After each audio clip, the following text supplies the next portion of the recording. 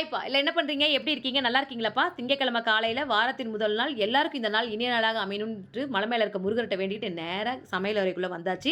கல்பனாக்கு இன்னைக்கு மதியானம் சாப்பாடு சூப்பரான சமையல் பண்ண போறேன். அவங்களுக்கு ரொம்ப புடிச்ச ரெசிபி தான் பண்ண போறேன். சிக்கன் தொக்கு.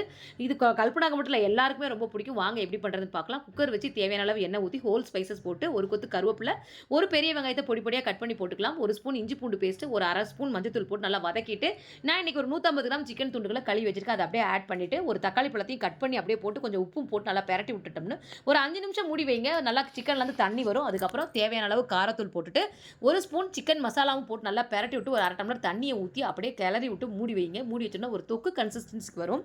தொக்கு பதத்துக்கு வரும்பா. கன்சிஸ்டன்சி எனக்கு வாயில வரமாட்டேங்குது. தொக்கு பதத்துக்கு வரும். பாருங்க, இதா பாருங்க. இந்த பதத்துக்கு வரும். இந்த மாரி வந்திருந்ததுன்னா, தோசை, சப்பாத்தி, இட்லி, பூரி, சாப்பாடு, ஆப்பம் எல்லாத்துக்குமே வச்சு சாப்பிடுறதுக்கு ரொம்ப சூப்பரா இருக்கும். எஸ்பெஷலி சூடான சோறு வடிச்சு போட்டு பெசஞ்சு சாப்பிடுறதுக்கு அவ்வளோ நல்லாயிருக்கும்.